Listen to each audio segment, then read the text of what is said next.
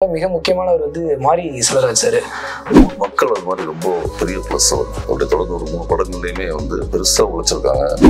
அவர் என்னெல்லாம் அனுபவிச்சாரோ அதை தான் கதையாகவும் திரைக்கதையாகவும் சினிமாவுமா மாத்துறாரு. தனுஷ் சார் ரொம்ப பர்ஃபெக்ட் உச்சம் நடிப்புல. சிங்கிள் டேக் தான் பண்ணுவாங்க, மேக்சிமம் ஒரு டேக் டேக் தான் பண்ணுவாரு. என்ன சார் இப்படி பண்றாங்க அப்படின்னு சொல்லி சார் பயங்கரமா ஆச்சரியப்படுவாரு. இல்ல அங்கேயே அப்பயே பேசிட்டே இருப்போம். அவர் நான் கொஞ்சம் மிமிகிரி பண்ணுங்க, அவரும் மிமிகிரி பண்றாரு, மிமிகிரி பண்ணுங்க. அடுத்து அதை பத்தி இருக்கு சார், கண்டிப்பா கேட்டே. ஸோ விக்கி என்ன சொன்னாருன்னா, வாய்ஸ் பயங்கரமா இருக்கு சார், எனக்கு வாய்ஸ் எங்கேயாவது யூஸ் பண்ணலான்னு சொல்லிட்டு இருந்தாங்க. அப்படின்னா இல்லை, ஜாபருக்கு நீங்க தான் பண்ணணும், சரியா வருமானு தெரியலங்க அப்படின்னு சும்மா வாய்ஸ் டெஸ்ட் எடுத்து பார்ப்போம் அப்படின்னா கமல் சார் படத்துக்கு விக்ரம்ல பேசி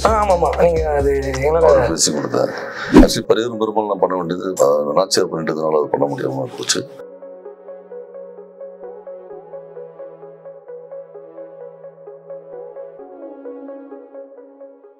இப்படியே சொல்லிட்டே இருந்தோம்னு வச்சுங்க சார். இன்னொரு முக்கியமான இயக்குனர் தான் ஹலிதா சலீம் மேம் சொல்லலாம். ஏன்னா அவங்களுடைய ஸ்பெஷாலிட்டி என்னன்னா, ஒரு சினிமாக்காக ஒரு சில விஷயங்கள் சில பேர் ஒரு சில ஸ்பெஷல் பண்ணுவாங்க. அதுல இப்ப அவங்க எடுத்த மின்மினி கூட உதாரணம் எடுத்துக்கலாம். அந்த மாதிரி நீங்க அவருடைய திரைப்படம் ஏழை ஒர்க் பண்ணி அதுல அவங்க ஒரு இயக்குனர், அது இல்லாம சமுத்திரகனி சார் கூட ஒரு இயக்குனர். அது பயணிச்ச அனுபவம் எப்படி சார்? 2 இயக்குனர் கூடயும் ஒர்க் பண்ணீங்க, அது எப்படி இருந்தது? இல்ல அதான் அது நான் சொன்னேன் இல்லையா, நம்ம விதமான நாடுகளுக்கு பயணமாகிற மாதிரியான ஒரு அனுபவம் தான். அவங்க பியூட்டிஃபுல்லான கிரியேட்டர். ஹலிதா ரொம்ப சென்சிபிளான, ரொம்ப கிரியேட்டிவான, ரொம்ப எமோஷனலா கரெக்டான ஒரு கேரக்டர். அவங்க அப்பதான் செல்லுக்கருப்பட்டி அவங்க ரிலீஸ் ஆகுது, படுத்த படம் தான் அது. அவங்க என்ன பண்ணாங்கன்னா, ஒரு கம்ப்ளீட்டா ஒரு ஒரு பழனி பக்கத்துல ஒரு கிராமம், அது அந்த ஊரை போயிட்டு அந்த ஊர்ல இருக்கிற ஆட்கள் எல்லாத்தையும் அவங்க எல்லா கேரக்டர்ஸையும் பிடிச்சி ரெடி பண்ணி அவங்கள இந்த டயலாக் எல்லாம் கொடுத்து டியூன் பண்ணி அவங்கள இவங்களுக்கு அந்த மாதிரி அடாப்ட் பண்ணி ரொம்ப போகும்போது எல்லாமே ரெடியாக வச்சு பண்ணிட்டு இருந்தாங்க. எனக்கு அந்த ஊருக்கு ஒரு சின்ன கனெக்டிவிட்டி இருக்கு. என்னன்னா, எங்க அப்பா வெட்டினரி டாக்டர். ஆக்சுவலி அங்க நாங்க ஒரு 5 இயர்ஸ் அந்த ஊர்ல இருந்தோம். அப்ப அங்க போகணும்னு தெரிஞ்ச ஊர்னா அப்ப அங்க இருக்க ஆட்கள் எல்லாத்துக்கும் எனக்கு தெரியும். அப்படின்னா அந்த படம் அப்படி ஆரம்பிச்சு பண்ணது. சமுத்திரகனி சார் எல்லாம் அதுல எக்ஸ்ட்ரானரியா பண்ணியிருப்பாரு. ரொம்ப லைவா இருக்கும். மணிகண்டன் இந்த படத்துல ஒர்க் பண்ணியிருந்தாரு. இப்ப வேற லெவல்ல இருக்காரு, அடுத்த கட்டம் போயிட்டாரு. அவரை பாக்குறப்ப உங்களுக்கு எப்படி இருக்கு சார்? அங்கேயே அப்பயே பேசிட்டே இருப்போம். அவர் நான் கொஞ்சம் மிமிகிரி பண்ணுங்க, அவரும் மிமிகிரி பண்றாரு, மிமிகிரி பண்ணுங்க. அடுத்து அதை பத்தி இருக்கு சார், கண்டிப்பா கேட்டே. நானு மணி லலிதா 3 தான் ஷூட்டிங் போவோம், ஒன்னா கிளம்பி போவோம். போயிட்டு திரும்ப மறுபடியும் ரிட்டர்ன் வரும். அப்ப ஃபுல்லா இந்த மிமிகிரி தான் நடந்துட்டு இருக்கோம். அவர் அப்ப இன்னும் ஒரு பெரிய பிரமாதமான இந்த இடத்த கொடுத்து அந்த இடத்த அழகான ஒரு பெரிய ஒரு பேலஸ் மாதிரி பண்ணுங்கன்னா அழகா பண்ணுவாரு. ஒரு எளிமையான குடிசை மாதிரி பண்ண அந்த அதுக்கான டெக்ஸ்சர் கொடுப்பாரு. நிறைய திறமையான படம், டைலாக் ரைட்டர் வேற, பியூட்டிஃபுல்லான ஆளு, ரொம்ப பிரமாதமான, இன்னும் பெரிய சிகரங்களை தொட்டு வர்றாரு. கட்டாயம் சார். சிங்கிள் ஸ்ட்ரெச்ல நீங்க பண்ண படம் ஏழு இல்ல சார்? ஏழு பேர் துறைச்சி முனை ஒரு அது பிரேக் பண்ணி பண்ணணும்னு நினைக்கிறேன். சரியா ஏழு பொறுத்தளவு. அடுத்து பாத்தீங்கன்னா, இப்ப நீங்க சொன்னீங்க மிமிக்ரி நல்லா பண்ணுவேன்னு. நீங்க விக்னேஸ்வரன் சாருடைய படத்தை போட்டோகிராஃபி பண்ணீங்க. அதே மாதிரி ஜாஃபர் சாதிக்கு இருக்காரு இல்லையா, நீங்க முக்கியமான ஆளாயிட்டாரு. அவருக்கு நீங்க தானே டப்பிங் கொடுத்துருந்தீங்க. ஆமா, அது இந்த நெட்ஃபிளிக்ஸுக்காக பண்ண பாவக்கதைகள். ஸோ விக்கி என்ன சொன்னாருன்னா, வாய்ஸ் பயங்கரமா இருக்கு சார், எனக்கு வாய்ஸ் எங்கேயாவது யூஸ் பண்ணலான்னு சொல்லிட்டு இருந்தாரு. சும்மா ஜாலியா பேசுவாங்கல்ல, அப்படிதான். ஒரு நாள் என்னாச்சு, இந்த கோவிட் டைம் அப்போ ஷூட்ல முடிச்சிட்டோம். ஃபோன் பண்ணி, சார் இந்த மாதிரி ஒரு சின்னது நீங்க டப் பண்ணணும் அப்படின்னாரு. என்ன சொல்றீங்க அப்படின்னா, இல்ல ஜாஃபருக்கு நீங்க தான் பண்ணணும் அப்படின்னா, சரியா வருமானு தெரியலங்க அப்படின்னு சும்மா வாய்ஸ் டெஸ்ட் எடுத்து பார்ப்போம் அப்படின்னா சரின்ட்டு போய் எடுத்தோம். அதான் சார் சூப்பரா இருக்கு, நீங்க தான் பேசுறீங்க அப்படின்னு சொல்லி அது அப்படியே அது கணக்கட்சியில புரிஞ்சிச்சு சார் அந்த வாய்ஸ். அதுக்கப்புறம் வேற ஏதாவது இயக்குநர்கள் கூப்பிட்டாங்களா சார்? இந்த மாதிரி நீங்க நிறைய கூப்பிட்டாங்க, நான் போக முடியல, எனக்கு நம்ம ஒர்க்கு இருக்கிறதுனால போக முடியல. அவருக்கு கமல் சார் படத்துக்கு விக்ரம்ல பேசுறேன். ஆமாமா, நீங்க அது பேசி கொடுத்தாரு. அவரு லோகேஷ் சொன்னார், இந்த மாதிரி நீங்க பேசுங்க சார் அப்படின்னா சரி ஓகே பேசுங்க. அடுத்த நீங்க பயணம் செய்த இயக்குனர்ல மிக முக்கியமானவர் மாரி செல்வராஜ் சார்.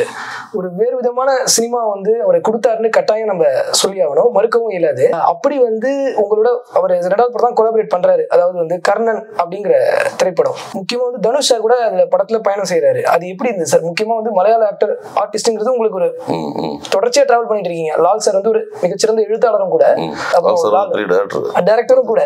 சோ எழுத்தாளர் டைரக்டரும் பொழுது அவங்களோட பயணித்த அந்த தருணங்கள் பத்தி சொல்லுங்க சார். கர்ணன் மாரி செல்வராஜ் ஆரம்பிச்ச படம். ஆக்சுவலி பரிகாரம் பெருமாள் நான் பண்ண வேண்டியது நாச்சியார் பண்ணிட்டதுனால அது பண்ண முடியாம போச்சு. ஸோ கர்ணன், மாமன்னன், வாழை 3 படம் பண்ணிட்டோம். செல்வம் பொறுத்த வரைக்கும் என்னன்னா லைஃப்ல இருந்து அவர் எடுக்கிறார் கதைகள்னு சொல்றத விட அவருடைய எக்ஸ்பீரியன்ஸ், அவர் பார்த்த, அவர் படிச்ச, அவர் கூட இருந்த மக்கள், அந்த உணர்வு, அந்த அவர் என்னெல்லாம் அனுபவிச்சாரோ அதை தான் வந்து கதையாகவும் திரைக்கதையாகவும் சினிமாவுமா மாத்துறாரு. அது ஒரு முக்கியமான ஒரு விஷயமா பாக்குறேன் நான். அதனால அதுக்குள்ள எல்லாமே நியாயமா, உயிர்ப்பா, உண்மையா நிறைய விஷயங்கள் இருக்கும். கர்ணன் படத்தை பொறுத்த வரைக்கும் பாத்தீங்கன்னா ரொம்ப ஆத்தன்டிகேட்டடான ஒரு ஃபில்மா இருக்கும். அதுல எஸ்பெஷலி தனுஷ் சார் கூட வந்து பண்ணது வந்து பெரிய ஒரு அனுபவம். தனுஷ் சார் வந்து ரொம்ப பர்ஃபெக்ட்னுடைய உச்சம் நடிப்புல. அவர் மாதிரியான ஒரு அவருள்ள டைரக்டர், ஹீரோ, ஸ்கிரிப்ட் ரைட்டர் எல்லாமே இருக்காங்க, கேமராமேன் எல்லாமே இருக்காங்க சார் உள்ள. ஸோ அது ரொம்ப பெரிய ப்ளஸ்ஸா இருக்கும் அந்த மாதிரி சினிமாட்டோகிராஃபர்ஸ் எல்லாத்துக்கும். அப்புறம் உதாரணத்துக்கு என்னன்னா சார் வந்து அது மாதிரி சிங்கிள் டேக் தான் பண்ணுவாங்க, மேக்ஸிமம் ஒரு டேக் 2 டேக் தான் பண்ணுவாரு. ஆனால் தெளிவா இருப்பாங்க, கிளியரா. இங்க வந்து இங்க போகும்போது என்ன இருக்கு, இங்க வந்து இங்க வரணும், நான் இங்க இருக்கேன், அப்படி இருக்கேன் அப்படின்ற விஷயம் வரைக்கும் பண்ணுவாங்க. அதே மாதிரி லால் சார் அதே மாதிரிதான். இவரு செல்வம் வந்து ஃபுல் அண்ட் ஃபுல்லி அவருக்கு என்ன வேணுங்கள்ல தெளிவா இருப்பாரு. இந்த கேரக்டர் என்ன பண்ணணும், இந்த சீன் இங்க என்ன நடக்குது, இதுக்குள்ள யார் என்ன பேசுறாங்க அப்படிங்கறத அவங்க ஊர் மக்கள் அது மாதிரி ரொம்ப பெரிய பிளஸ். அவருக்கு அப்படியே தொடர்ந்து ஒரு 3 படங்கள்லயுமே வந்து பெருசா உழைச்சிருக்காங்க. அவருக்காக அங்க எல்லாமே செய்வாங்க அவங்க. அந்த மாதிரியான ஒரு பெரிய தியாக மனப்பான்மையோட அந்த ஊர்ல இருக்கிற மக்கள் இருப்பாங்க. அது ஒரு பெரிய பிளஸ். அவர் ஃப்ரெண்ட்ஸ், அவங்க ஃபேமிலி, அவங்க ஊர்க்காரங்க எல்லாம் வந்து ரொம்ப ரொம்ப முக்கியமான ஒன் ஆஃப் த பில்லர் அவருக்கு, செல்வத்துக்கு. அதனாலதான் அவரால் தொடர்ந்து அந்த கதைகளை நல்லா வெளியே எடுத்து வர முடியுது, ரொம்ப இயல்பாகவும் கொண்டு வர முடியுது. அவங்க எல்லாம் பாத்தீங்கன்னா நீங்க இவர் சொல்ற விஷயத்த அப்படியே பண்ணுவாங்க. நான் வந்து அவர் செல்வம் தான் சொல்லுவேன். ஸோ அப்போ அவர் வந்து அவங்கள்ட்ட ஒரு விஷயத்த கன்வே பண்றாரு. இப்படி ஒரு சீன் நீ இந்த மாதிரி டைலாக் பேசணும், இந்த எக்ஸ்பிரஷன் பண்ணணும்னா அப்படியே அச்சு புசகம் பண்ணுவாங்க. தனுஷ் சார்லாம் வந்து இப்போ விடும்போது என்ன சார் இப்படி பண்றாங்க அப்படின்னு சொல்லி சார் வந்து பயங்கரமா ஆச்சரியப்படுவார். அந்த ஒரு சின்ன பையன் ஒருத்தன் குதிரையில வருவான்ல, கர்ணன்ல, அவன்லாம் வந்து ரொம்ப பண்ணுவான். ஒரு 10 அடங்கிடுவான். சொல்லுன்னு அதை கேட்டு அப்படியே பண்ணுவான். சாருக்கிட்ட சொல்றதையும் சார் வந்து அவனை பார்த்துட்டே இருப்பார் பயங்கரமா. வந்து இது பண்றான் சார் அப்படின்னு சொல்லிட்டு அவ்வளவு ஒரிஜினலா. மாரி செல்வராஜ் சார் வந்து நீங்க இப்ப சொன்னீங்க அவருடைய மெனக்கடல்கள்ல முக்கியமா அவர் பேட்டியில பகிர்ந்து கொண்ட விஷயம் என்ன அப்படின்னா, அந்த கழுதை வந்து மலை மேல ஏறக்கூடிய ஒரு விஷயத்த பகிர்ந்தாரு. அதாவது வந்து கழுதை வந்து பொதுவா இதாதான் இருக்கும், ஸ்டாக்னண்டா இருக்கிறது ரொம்ப கஷ்டம். அதை பத்தி பகிர்ந்தாரு. அந்த காட்சி குறிப்பா உருவாக்குறப்ப நடந்த ஒரு நிகழ்வு சொல்லியிருந்தாரு. அது எந்த அளவு இதா இருந்தது சார், எந்த அளவுக்கு ஒரு எக்ஸைட்டிங்கா இருந்திருக்கும் உங்களுக்கு பண்றப்ப, அது எப்படி இருந்தது சார்? மலை மேல ஒரு கழுதையாச்சு இது பண்ணி போய் எடுத்தீங்க, அது எப்படி? அதை பத்தி. அது பயங்கர ஸ்ட்ரகிள்ல தான் பண்ணோம். அது மேல ஏறல, கீழே இருந்து அதை வந்து மெல்ல மெல்ல நோக்கி தான் கூப்பிட்டு வந்தோம். அது ரொம்ப ஒரு கடத்துக்கு மேல நம்ம அதை எதுவும் பண்ண முடியாது. விட்டுட்டு நான் சும்மா உட்காந்து கேமரா வச்சுட்டு, கேமரா பொசிஷன்லாம் ஃபிக்ஸ் பண்ணிட்டு, இங்க இருந்து நல்லா இருக்கும் அப்படின்லாம் வச்சுட்டு, அப்புறம் அங்கேருந்து லாங் ஷாட்ல வேற சில சீக்வன்ஸ் எல்லாம் ஷூட் பண்ணிட்டோம். அந்த கவனம் அது மேல இல்லாம நாங்க வேலை பார்க்க ஆரம்பிச்சோன்னே அது மெல்ல மூவ் ஆக ஆரம்பிச்சிச்சு. மெல்ல மூவாயி போக ஆரம்பிச்ச பிறகுதான் திருப்பணும். அது அன்எக்ஸ்பெக்டடா நடந்தது. பொதுவா பாடல் காட்சிகள் அப்படிங்கும்போது பிரம்மாண்டமா ஷூட் பண்ணுவாங்க, பிரம்மாண்டமா ஒரு விஷயங்கள் இருக்கும். ஒளிப்பதிவாளருக்கு அது தனித்தன்மையா சில விஷயங்கள் ப்ரூவ் பண்றதுக்கான இடத்த கொடுப்பாங்க எல்லா இயக்குநர்களும்.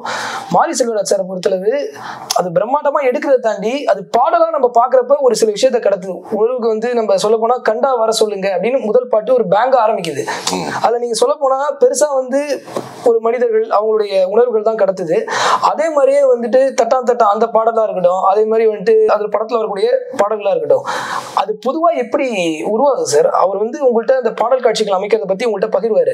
அதுல நீங்க வந்து அவர்கிட்ட அசந்து போன விஷயம் என்ன? அதாவது வந்து இந்த பாடல் காட்சிகள் இப்படி அமைக்கலாமா, இப்படி அவர் அமைச்சு நான் அசந்து போயிட்டேன், இந்த பாடல் காட்சி வந்து நான் தான் படம் பிடித்தேன், அதை வந்து பாக்குறப்ப எனக்கு இன்னும் வேற மாதிரி இருந்ததுன்னா அது என்ன பாடல் காட்சி சொல்லுங்க சார்? இல்ல அது வந்து எடுக்கும் போதே வந்து சாங் மாண்டேஜ் தனியா பிளான் பண்ணிடுவோம். பேசி இது சாங்காக வச்சுக்கலாம், இதை வந்து இது பண்ணிக்கலாம் அப்படின்னு ஒரு சீன் போயிட்டு இருக்கும் போதே இந்த மாதிரி ஒரு சீக்வன்ஸ் வந்து சாங்குக்காக ப்ளே பண்ண வச்சுக்கலாம் அப்படின்னு ஒரு அது பிளான் ஆயிடும். அது முடிவு தான் அது நடக்கும். அது சில ஷார்ட்ஸ் வந்து நம்ம அன்எக்ஸ்பெக்டடா எடுத்துப்போம், அது வந்து அது கூட மேட்ச் பண்ணி அந்த அன்எக்ஸ்பெக்டடா எடுத்த ஷாட் ஏதாவது நினைவு இருக்கா? இல்ல, நிறைய நான் வந்து கேமரா ரோல் ஆகிட்டே இருக்கும். கேமரா வந்து என்னன்னா ஷூட்டிங் நடந்துட்டு இருக்கும்போது, அடுத்த காட்சிக்கு ரெடி ஆகிட்டு இருக்கும்போது, அடுத்த ஷாட்டுக்கு பிளான் ஆகிட்டு இருக்கும்போதோ அங்க இருக்கிறது வந்து ஸ்டாக் ஃபுட்டேஜா வந்து ரோல் ஆகிட்டே இருக்கும். அது எல்லாமே வந்து படங்கள் அங்கங்க நிறைய பயன்படுத்தியிருப்பாங்க. உள்ள அது போயிட்டு பர்டிகுலராக அப்படி ஒன்று சொல்லிட முடியாது. நிறைய இருக்கும், இன்செட்ஸ்ல இருக்கும், ஒரு சீன் உள்ளுக்குள்ள போறப்போ இருக்கும். உதாரணத்துக்கு கர்னல்ல வந்து அந்த பட்டாம்பூச்சி பாத்தீங்கன்னா, அது அங்க ஃபைட் நடந்துட்டு இருக்கும்போது உள்ள வந்துருச்சு, அங்க அப்படியே ஃபாலோ பண்ணி போனது. அப்படி ஸ்பான்டேனியஸா அங்க நடக்கும்போது அந்த விஷயங்கள் அதுக்குள்ள அது வந்து அப்படி உருவாய்ப்போம். அங்க ஒரிஜினல் அது அப்படி நடந்தது. இது இந்த பட்டாம்பூச்சி, அந்த பட்டாம்பூச்சி விஷயங்கள் விமர்சனங்கள் ரீதியா இப்ப நீங்க சொன்னீங்க இயற்கையா நடக்கிறது. இப்ப அந்த இடைவெளி காட்சியாக இருக்கட்டும், அதே மாதிரி வந்து குறிப்பிட்டா கடைசி காட்சி, அதாவது கிளைமேக்ஸ் காட்சியா இருக்கட்டும், அதுல ஒரு சில விஷயங்கள் வந்து கன்வே பண்ணிக்கிட்டே இருப்பாரு அவர் தொடர்ச்சியா. அவர் உங்கள்கிட்ட சொல்லிட்டே இருப்பாரா, சார் இந்த ஷாட் எடுக்கிறப்ப நீங்க இது பண்ணிடுங்க. அதாவது இப்ப வந்து டைரக்டர் என்ன சொல்லுவாங்கன்னா, இப்ப இந்த விஷயங்கள் நம்ம பண்ணிக்கலாம், அதாவது குறிப்பிட்ட வந்து இந்த கிளைமேக்ஸ் காட்சிகளா இருக்கும், குதிரை நீங்க சொன்னீங்களா பட்டாம்பூச்சி வரது, அந்த மாதிரி நிகழ்வுகள் நிகழும். அப்படி உங்களால அதுக்கப்புறமா நீங்க ஷூட் பண்ணிட்டு இடைவேளை காட்சியிலும் சரி, கிளைமேக்ஸ் காட்சிகளையும் சரி, நீங்க புதுவிதமா இந்த விஷயத்தை நம்ம அவருடைய மெனக்கல் எந்த அளவு இருந்திருக்குன்னு நீங்க உணர்ந்திருக்கீங்களா சார் படம் பார்த்ததுக்கு அப்புறம்? மாரி செல்வராஜ் அவருடைய இல்ல, அது எல்லாமே உங்களே பேசிடுவோம். மேக்ஸிமம் எல்லாமே பேசுவது, இப்படி வேணும் இது இப்படி. இன்டர்வல் வந்து பஸ் அடிச்சு உடைச்சிட்டு போயிட்டு சார் போய் நிக்கிறது தானே சொல்றீங்க, அதெல்லாமே பிளான் தான். குறிப்பிட்ட கழுதை வந்து அது வரையும் கட்டு அடிச்சிடலாம். இல்ல, அதெல்லாமே பிளான் பண்ணதான். அந்த கயிறு கட்டு நம்ம கட்டின கயிறு தான். அதை விட்டு வச்சுட்டு பண்றோம், இங்க இதை கட் பண்றோம், இது பண்ணும்போது இது பேரலா இங்க கட் பண்றோம், எல்லாமே பேசுறதுதான். எடிட்டிங்கா சின்ன சின்ன சேஞ்சஸ் அங்க அவர் டேபிள் போய் பண்ணுவாரே ஒழிய, மற்றபடி எடுக்கிற சீன்ஸ் எல்லாமே அதுக்கு ரிலவெண்டா இந்த சீன்ல இந்த மாதிரிதான் மூடு இருக்க போகுது, இந்த சீன் இப்படிதான் இதை கிரியேட் பண்ண போறோம்னு பேசிடுவோம். அது பேசிதான் அதை பண்ணுவோம். எக்ஸ்பெஷலி வந்து நீங்க வந்து இப்ப கேட்கும்போது சொல்றேன் நான் என்னன்னா, அவரோட லொகேஷன் பார்க்க போட்டாங்க, போய் பார்த்து பேசும்போது படத்தோட எண்டுல இந்த பொண்ணு வந்து தங்கச்சி கேரக்டர் இருக்குல்ல, அவங்க வந்து இப்படி போய் ஒரு இடத்துல மறைஞ்சிருவாங்க அப்படின்னு சொல்லி பேசி சொல்றாரு. அப்ப சொல்லுவோம், அது ஆக்சுவலி அந்த வீட்டு பக்கமே வச்சிருந்தோம், அது சூழ்நிலையின் காரணமா. ஆனா முதல்ல நாங்க பிளான் பண்ணது வேற. என்னன்னா, அது வந்து என்கிட்ட இமேஜஸ் எல்லாம் இருக்கு. அது ஒரு மலையில இருக்கிற ஒரு தீபம் ஏற்றுவாங்க தெரியுமா, மலை மேல தீபம். ஆமா, அது அவங்க ஊர்ல அவங்க பக்கத்துல ஒரு இடம் இருந்துச்சு. அதுல இந்த குழந்தை வந்து இறங்குற மாதிரி பிளான் பண்ணி அந்த இடத்துல லொகேஷன் எல்லாம் பார்த்துட்டோம். அது வந்து HRNCல இருக்கு, சென்ட்ரல் கவர்மெண்ட் அந்த லொகேஷன் பர்மிஷன் கிடைக்கல. அங்க போகணும் அப்படிங்கும்போது அப்ப நான் சொன்னேன், இதுக்கு பின்னாடி வந்து நான் வந்து கொஞ்சம் கேலக்சி போட்டோகிராஃபிலாம் R&D வச்சு பண்ணிட்டு இருக்கேன். ஸோ ஆமா, அந்த கேலக்சி வந்து பின்னால வர வைக்கலாம் அப்படின்னு ரெஃபரன்ஸ் எல்லாம் அவர் காமிச்சேன். பிரபாதமா இருக்காது அப்படின்னு சொல்லிட்டு, அதாவது ஒயிட் ஷர்ட் வச்சோன்னா அந்த குழந்தை உள்ள இறங்கிட்டு இருக்கோம், வானம் முழுக்க வந்து மில்கி வே இருக்கும் அப்படின்னு பிளான் பண்ணோம். அது எடுக்க முடியாம போயிடுச்சு சொல்லுங்க. ஆக்சுவலா அதான் அப்படி பிளான் பண்ணோம், அது பண்ண முடியல. ஆக்சுவலி பேச்சுலர்லயே அப்படி பிளான் பண்ணோம். பேச்சுலர்லயும் பிளான் பண்ண அது என்னன்னா அது கொஞ்சம் டைம் எடுக்கும். ப்ரொடக்ஷன் சைட்லயும் டைரக்டர் எல்லாமே கொஞ்சம் டைம் கொடுக்கணும், கொடுத்தா அது நிச்சயமா பண்ண முடியும். பட் நிச்சயமா ஏதோ ஒரு படத்துல இருக்கு இம்ப்ளிமெண்ட் பண்ணுவீங்க கண்டிப்பா கட்டாயம். தமிழ் பத்தி பயணத்தை சொல்லிட்டே வந்தீங்க. முக்கியமா வந்து மலையாள சினிமா பொறுத்தளவு பொதுவா எழுத்தாளர்களுக்கு மிக தமிழ் சினிமாவிலே அது இருந்தது. அந்த காலகட்டத்துல நிறைய எழுத்தாளர்கள் இருந்தாங்க.